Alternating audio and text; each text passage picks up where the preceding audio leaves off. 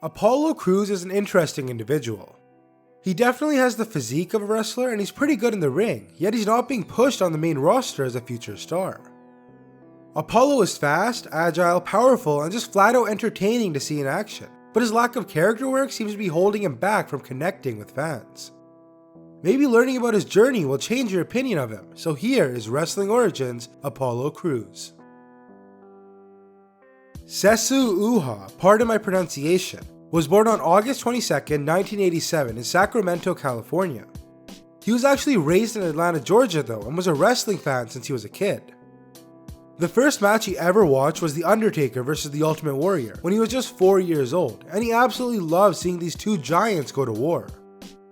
In fact, guys like Ultimate Warrior and Lex Luger would become some of his favorite stars because of their crazy physiques. He also absolutely loved The Rock, Stone Cold, and Kurt Angle. Wrestling became more than just entertainment for him though. These athletes became superheroes to the young boy. As he got a bit older, Uha would focus on athletics and interestingly took up gymnastics. Of course, many of his friends laughed at him for being a male gymnast, but he liked it and continued for a bit. However, peer pressure finally got to him and he dropped gymnastics for more traditional male sports like soccer, football, and amateur wrestling. When he was a teenager, Uha would attend a military high school where weightlifting was mandatory for all football players.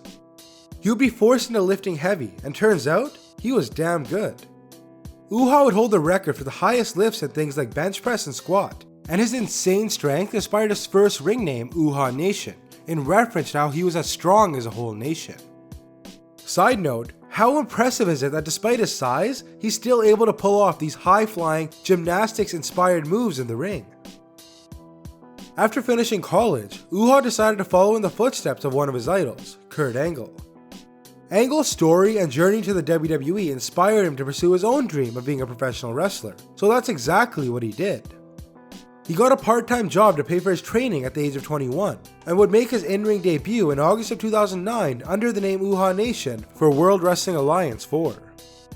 He would spend the next year or so working for small promotions in Georgia as well as Texas and Alabama, but his big break came in September of 2011 when he tried out for Dragon Gate USA. Uha was signed almost immediately for Dragon Gate USA, as well as his Japanese counterpart Dragon Gate, Evolve, and Full Impact Pro. In his first match, he would squash Aaron Draven, and in his pay-per-view debut, beat down Brody Lee, who you may know as Luke Harper. Next, Uha would win the Full Impact Pro Florida Heritage Championship in his debut for the promotion, followed by a storyline where he joined the Blood Warrior stable in Japan. Uha would continue to dominate in Dragon Gate and its affiliates, earning himself the Best Newcomer of the Year award in 2011 and second place for Wrestling Observer Newsletter's Rookie of the Year. Uha would return stateside in early 2012, but would suffer a knee injury during a three-way trios match, most notably featuring Rich Swann, Sami Callihan, and Akira Tozawa. He would be out of action for a full year and returned in 2013 to defend his Florida Heritage Championship, followed by him winning the Open the Twin Gate Championship in Dragon Gate.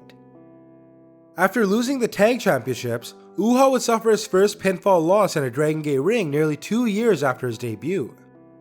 He would also suffer another loss in Dragon Gate USA before losing the Florida Heritage Championship as well, but this all led up to his first shot at Dragon Gate USA's top title, the Open the Freedom Gate Championship. However, he was unable to defeat Johnny Gargano and lost to Ricochet when he got a similar opportunity in Japan for the Open the Dream Gate Championship. In early 2015, Uha would challenge the champion for the Open the Dream Gate Championship one final time, but he failed, then proceeded to announce that was his last match in Dragon Gate.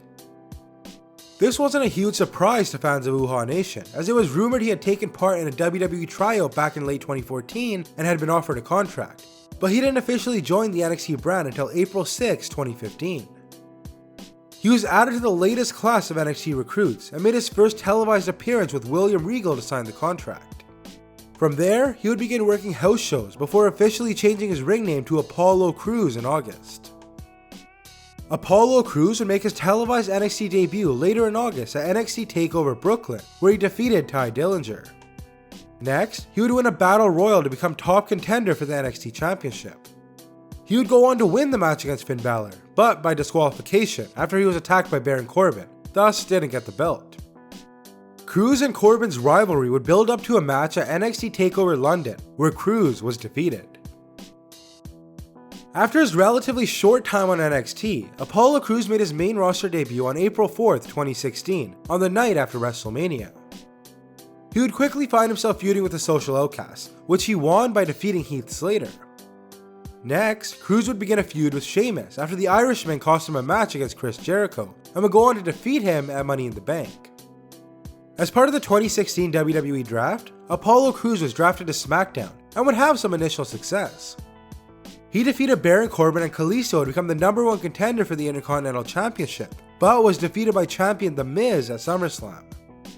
Since then, Crews has most notably taken part in the 2017 Royal Rumble, as well as teamed up with Kalisto against Dolph Ziggler. Most recently, Crews would be featured in the main event of SmackDown in a Battle Royal, where he was eliminated by Baron Corbin due to distraction by Ziggler. And that was Wrestling Origins, Apollo Crews. I know Crews isn't the most popular superstar in the world, but he definitely has potential, so I thought this might help some fans change their views on him. Anyways, if you enjoyed the video, leave a thumbs up and subscribe for another episode of Wrestling Origins every Friday. As always, thanks for watching, and I'll catch you in the next one.